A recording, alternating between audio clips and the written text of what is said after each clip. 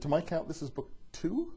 That is, plus the U.S. edition, so the second one in Canada, which was a great opportunity to take a second stab at it, because I had a lot of readers write in after the first book and say, okay, love that you covered so many topics in the first one, but what about tankless hot water heaters? What about roofing? What about siding? What about, more in apartments, et cetera, et cetera, et cetera.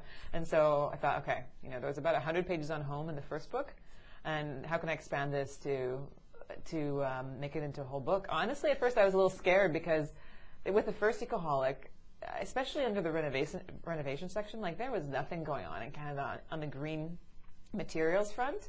There was really like one store in Ottawa that sold recycled, renovation material, and that was it. And now, there have been green home stores popping up across the country. Of course, all the major Home Depots and Ronas and so on are now advertising how many green products they have. Let's go through, since it's Ecoholic for the home, let's go through various rooms, and you can just give me like one tip. Let's start with the bedroom. Right.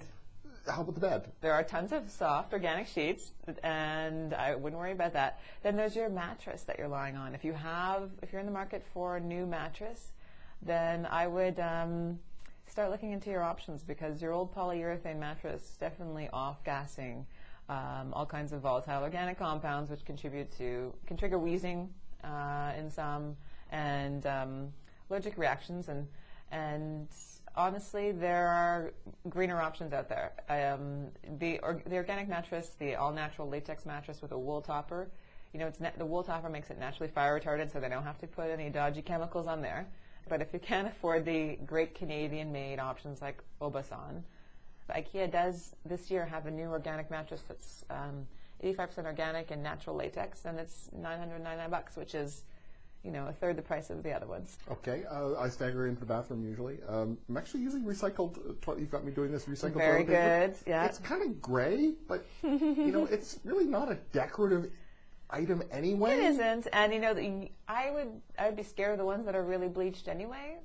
The whole toilet paper thing, I know I talked about it in the first book, but it's crazy. Over the last couple of years, people are now using the equivalent of towels on their backsides. Like, toilet paper has gotten so thick, I think I'd have to update my my statistics on how many trees are killed for toilet paper. But in your bathroom, there is so much you can do.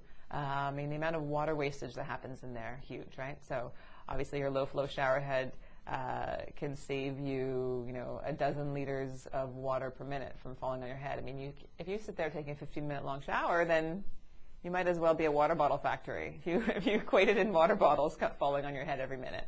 And besides that, there's the typical stuff like turning off the water when you're brushing your teeth. We know that, but also when you're shaving, and switching over to a low-flow toilet. If you live in an apartment, getting a toilet dam.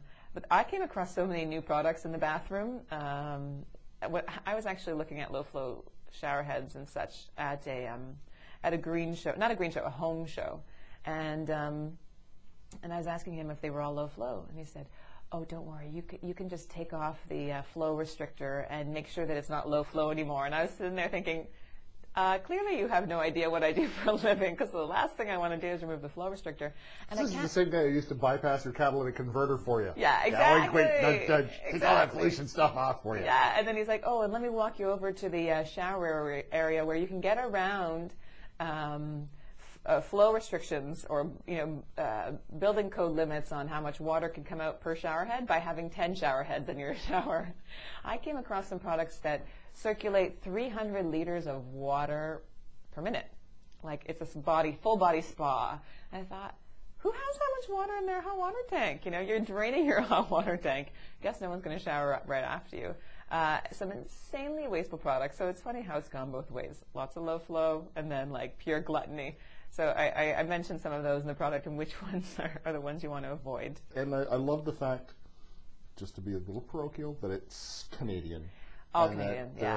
There are, places in the back with, every province where you can get things. Yeah. Rona's in here, not just Home Depot. Exactly, exactly. And, for me, having the Canadian material in there, that's what sets it apart from all the other books on the market, right? And I want green to be as easy for people as possible. So if I can tell you this, Canadian company is making amazing products under your nose in your backyard Here's where to find it. Here's the website. And so at the back, I do have a province by province breakdown of green stores, as well as a province by province and territory breakdown of all the rebates available to you. Because right now, there are so many rebates out there. If you are planning on making green renovations at all, then I'm hooking you up with all the cash back, putting it back into your pocket. The book is Ecoholic Home, the greenest, cleanest, and most energy-efficient information under one Canadian roof. I've been speaking with the author and now columnist Adria Vasil, and Ecoholic Home is published by Vintage Canada.